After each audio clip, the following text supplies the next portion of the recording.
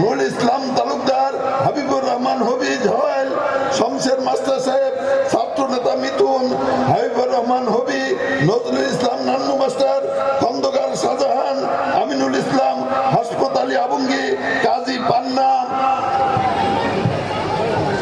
Abdul Jalil GS, Farad manager, শিল্পপতি Abdur Razzak, Sultan, Mahmud Khan Sakaria, Babul member, Motaleb member Rajgora, Shafi মাসলা Rajgora, Abdul Jabbar doctor, Alauddin doctor, Abdul Khalek Koriata, Shafi master Gohatta, Keramat Ali Hadira, Ayub Talukdar, Mahmudpur, বকাতেস মাস্টার, নোমান চৌধুরী, সরোয়ার্দী মেম্বার, মোস্তফা বেঙ্গুলা, হাসেন মেম্বার, ভাষা শরীফ হজরত ডাক্তার, তারা মিয়া নবগ্রাম, জহের আলী নবগ্রাম, হীরা মিয়া মাদারজানি, মান্নান মেম্বার কুমুল্লি, হাসেন মেম্বার, আবুল খায়ের, সোলাইমান মেম্বার, আলহাজ আব্দুল জলিল, হাকিম মেম্বার শাহজাহানপুর, রায়হান খান, ইসমাইল আমাদের অফিসের পিয়ন।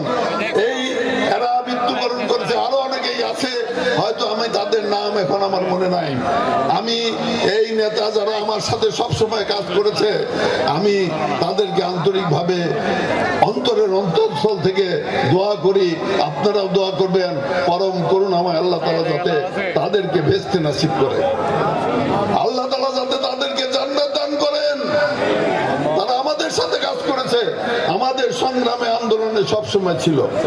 প্রিয় বন্ধুরা, আরেকটি কথা বলতে চাই, আমি গোপালপুরের হিন্দু সম্প্রদায়ের প্রতি অভিনন্দন জানাই। কেন জানাই? আমি যখন প্রথম গ্রেপ্তার হই, তখন এই গোপালপুরের হিন্দুরা এবং টাঙ্গাইলের হিন্দুরা প্রেস ক্লাবের সামনে গিয়ে মানববন্ধন করেছিল এবং আমার মুক্তির জন্য তারা সাংবাদিক সম্মেলন করেছিল এবং 2 ঘন্টা সেখানে অবস্থান করেছিল। তাদের প্রতি আমি কৃতজ্ঞতা প্রকাশ করছি যে তারা আমাদের সাথে কাজ করছে, তাদেরকেও আপনারা খেয়াল রাখবেন।